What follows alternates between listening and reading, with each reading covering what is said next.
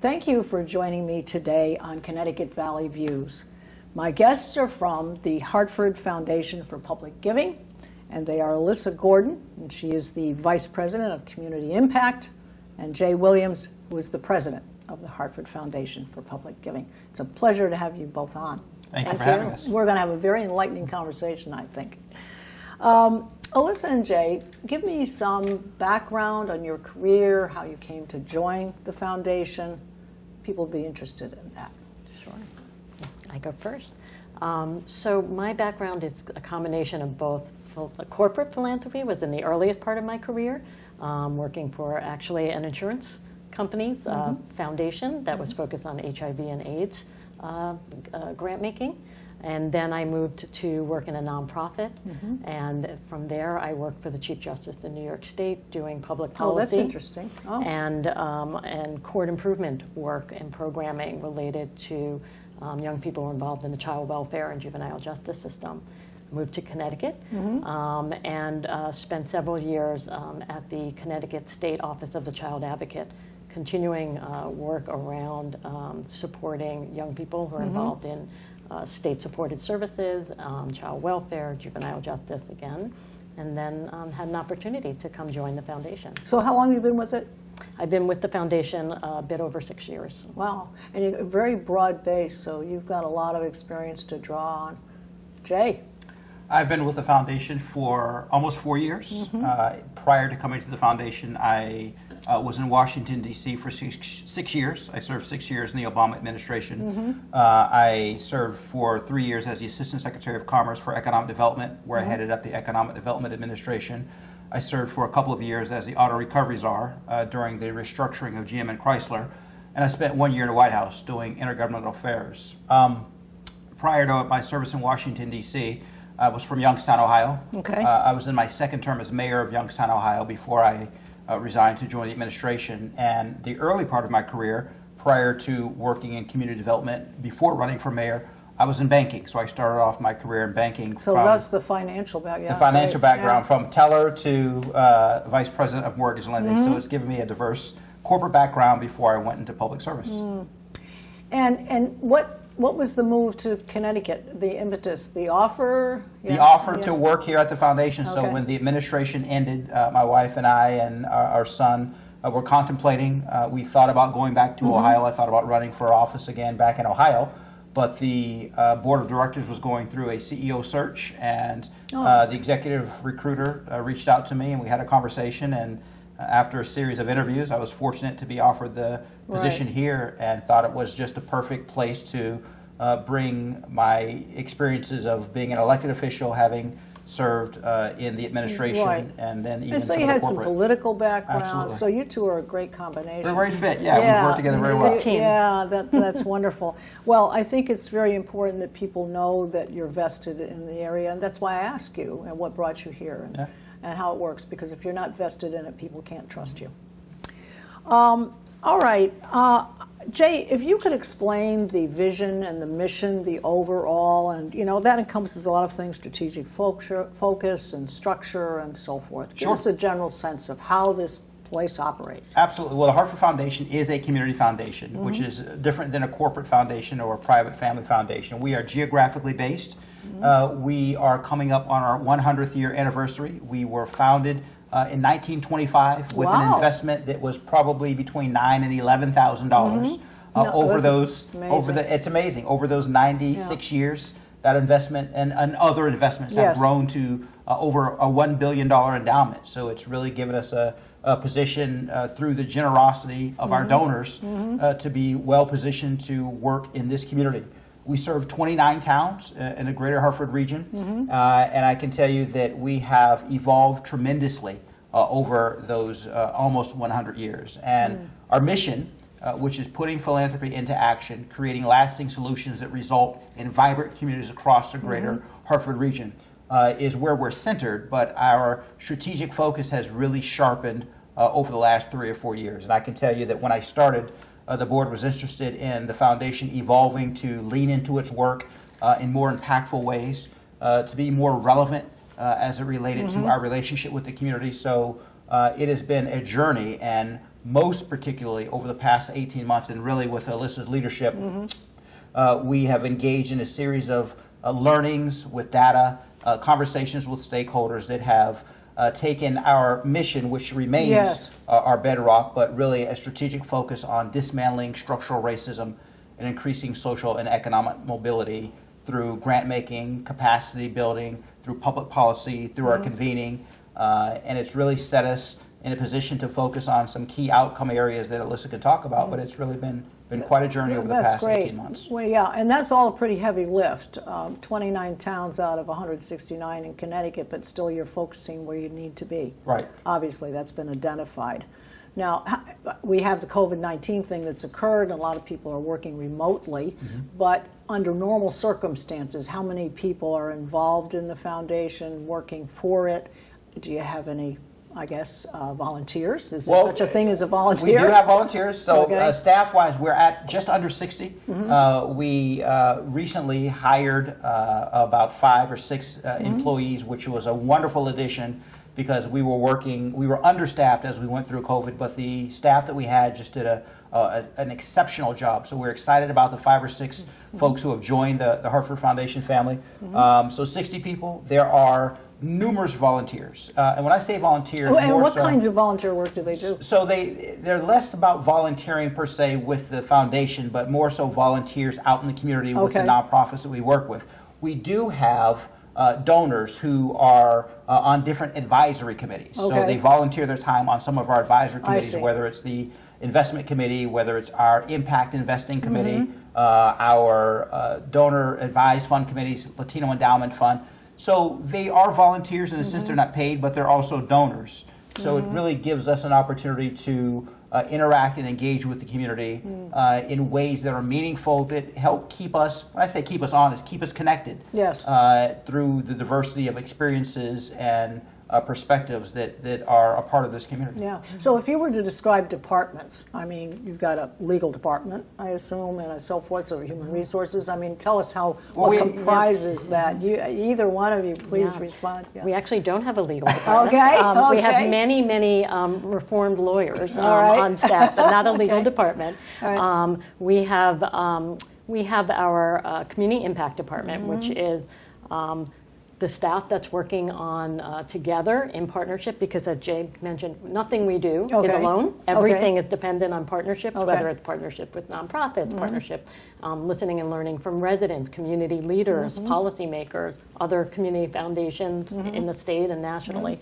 So the Community Impact Department, it has responsibility for listening and learning from all those Sure. different partners to take dollars and bring it out to the community Yes. for community benefit. Yes.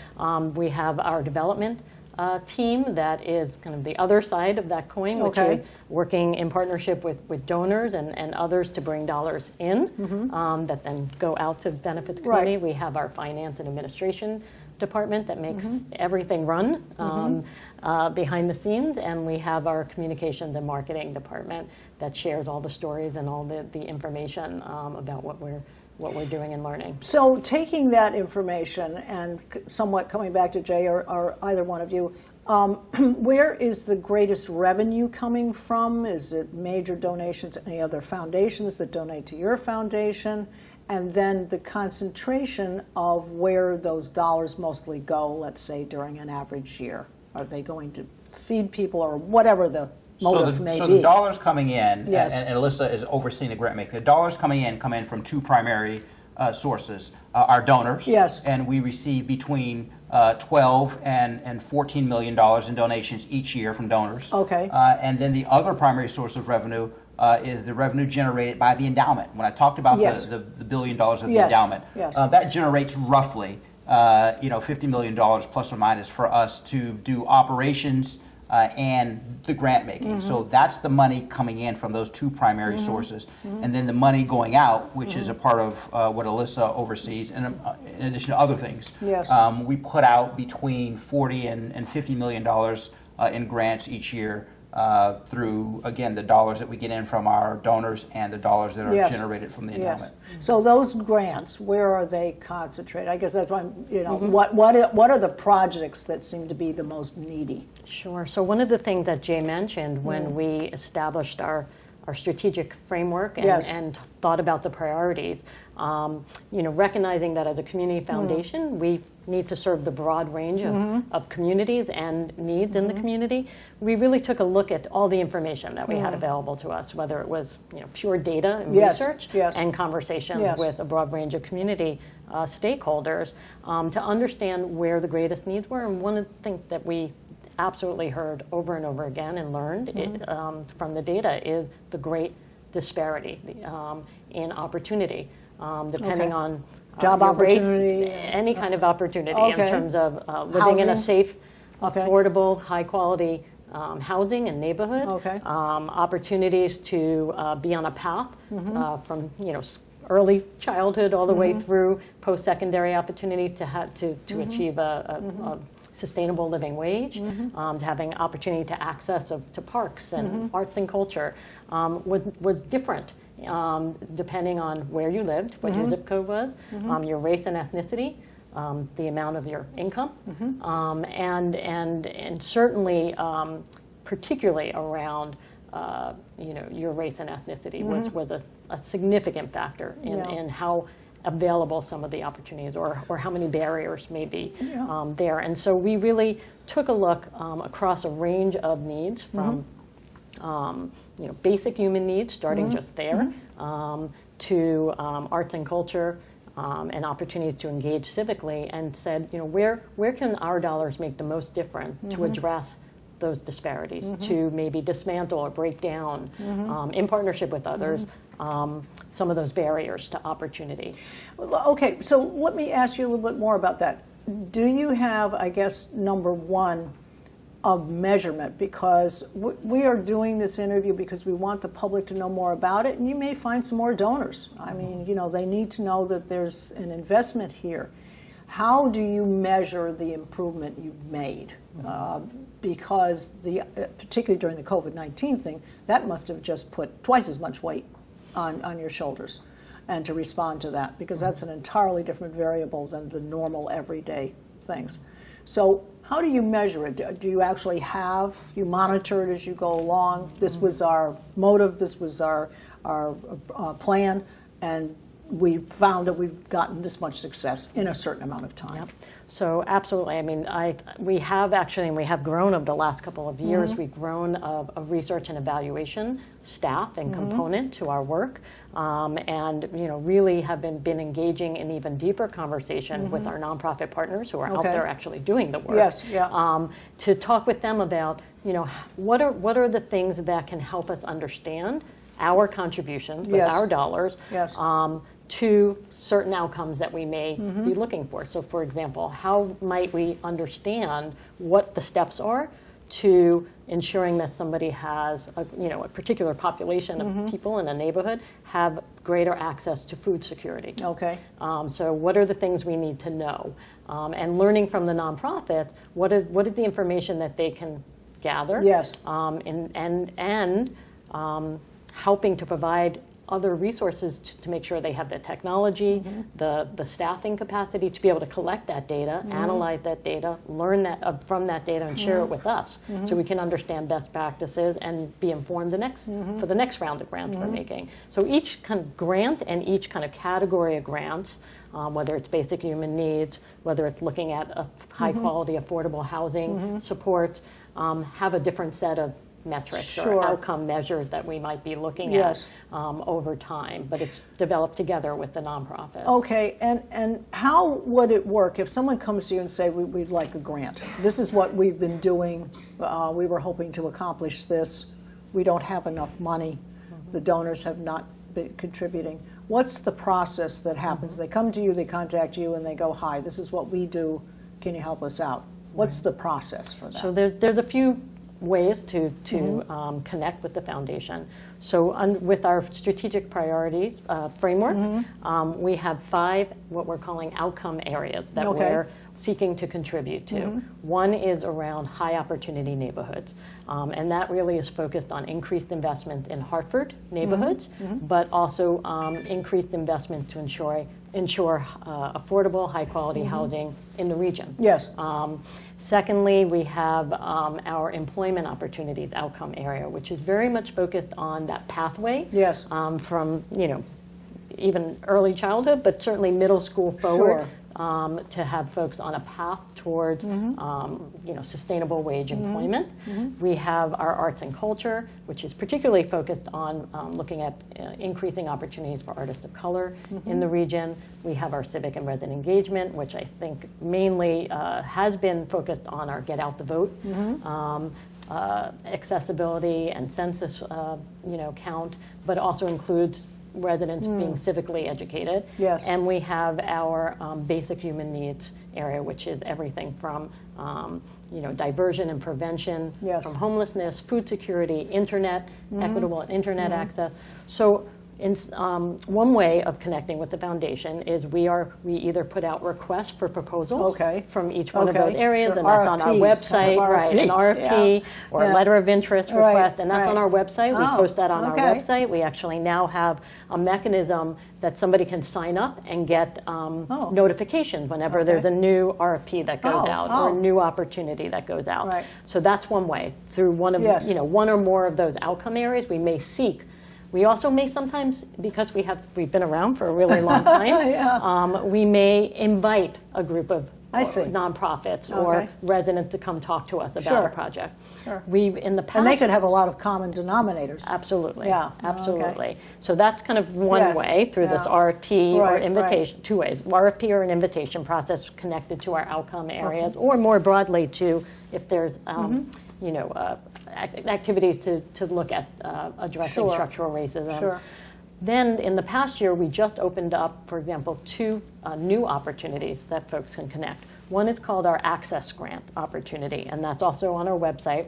Okay. And what that is a more open opportunity because we don't know what we don't know, and we want to hear, what ideas, what activities, what strategies do folks have across the region to help us think about contributing to dismantling structural racism,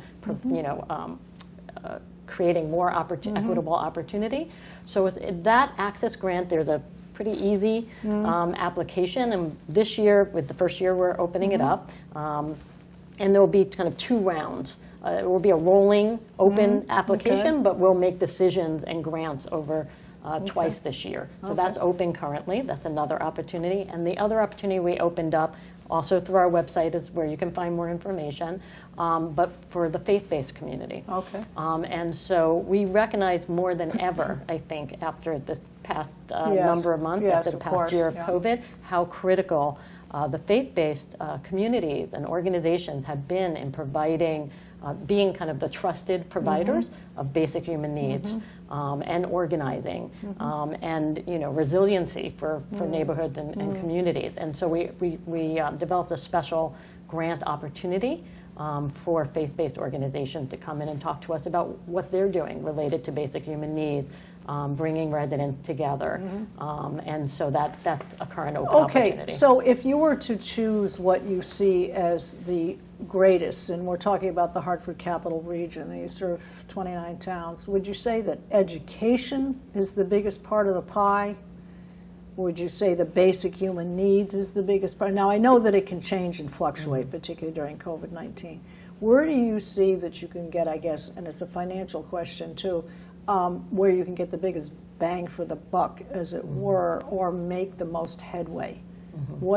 That's important to know too, because the people that are going to try this access thing are going to say, gee, that fits right into what we're trying to do, that's good. What would you say? Is it education? Is it basic human needs? What do you see as the biggest need? Yeah, I think what we've found is our basic human needs, that category, it undergirds everything else. I see. You need to eat. Right, if you don't have live. those things, Yes. the other things really don't matter, or they matter so much less. Yes. Food insecurity, housing stability, making sure that you have access to basic health care, safety. Yeah. And that is more pronounced when you're talking about families with children. Sure, of course. So, individuals who are single, still need to be taken care of, but when you bring children into the equation, the higher degree of vulnerability ability that all children have, just by the nature of the fact that they're children, requires a focus on that. So that's both where, as Alyssa talked about, that thread runs through all of the other outcomes, the housing opportunities, the employments, the high opportunity neighborhoods, arts and culture, and civic and resident engagement. And I just wanted to underscore what was talked about a few minutes ago about the importance of evaluating and measuring and learning. Yes. Our donors, when they give us resources, they have an expectation that those resources will be put to good use. Yeah. They don't expect perfection, but they do expect us to do the due diligence and the resource necessary and be accountable for that, as does our board and our stakeholders. So that's where there has been a significant investment, and Alyssa has led this for a long time, of establishing that learning and evaluation and that research component. So we also don't do it just for ourselves. We share that information with the community writ large, and with our stakeholders, because at the end of the day, we want people to continue to have trust and confidence that when they're making a donation or investment into the Hartford Foundation for Public Giving, that we are doing our absolute best to ensure that those dollars are being impactfully and efficiently and effectively put out into the community. When we talk about the 29 towns, could you give me a sense of the number of people that you have helped, or the number of people, I guess, or number of families? Could you give me a sense of what that community comprises? When we talk about you're helping 29 towns, and all those towns have different, populations and so forth. Is there a sense of? Well, I mean, the 29 towns comprise probably, they exceed 250,000 in terms of population. Okay. And each of those towns is unique and has unique needs. Some of the towns are much more affluent, and others of the towns have certainly pronounced economic struggles. And as Alyssa referred to, our relationship are with the towns, but really with the nonprofit organizations that are either based in those towns or serve those towns. So there are hundreds of nonprofit organizations that we work with on an annual basis, and collectively, they're serving tens of thousands of individuals. And it really just when we are talking about some of our towns out in Andover and Marlborough and Hebron, there are Glastonbury and Simsbury and Suffield. There are organizations that have been out there for decades that know and understand the intimate nuances of those towns, where there may be a need. Oh, that's critical. Where there may be a need to shore up a food pantry, where there is a desire to have more open space.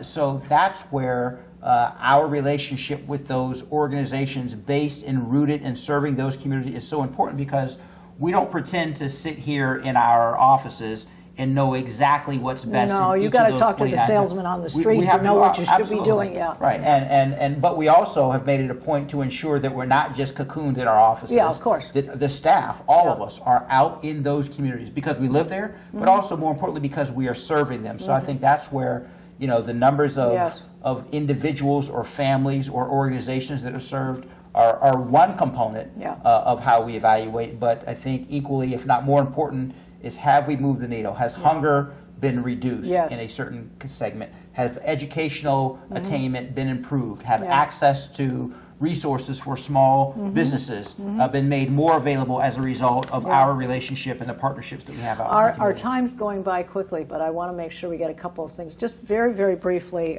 there were a couple of articles that were in the Connecticut Mirror recently, and one in particular, April 26, Making Hartford Home, the push for equitable home ownership.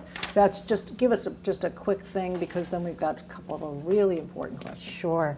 That is an example of one of those requests for proposal that we put out. We put out a request for ideas about how to engage, educate, and organize residents to learn about issues related to housing segregation, which is definitely one of the barriers in our region, in our country, to affordable, high-quality housing, and also to think about, to learn about issues of inclusive housing. And so we received proposals from Hartford to Glastonbury of residents coming together with nonprofits, thinking about how they wanted to organize and educate their fellow residents. So here's what's important. You've got something brand new that you've initiated. This is a cohort of community foundations that you just mentioned, but a new action fund for racial justice that launches in June, and then I want to be able to give you a website, and we've just got a couple of minutes, so let's... Sure. So the Action Fund for Racial Justice, we're excited about its launch. It is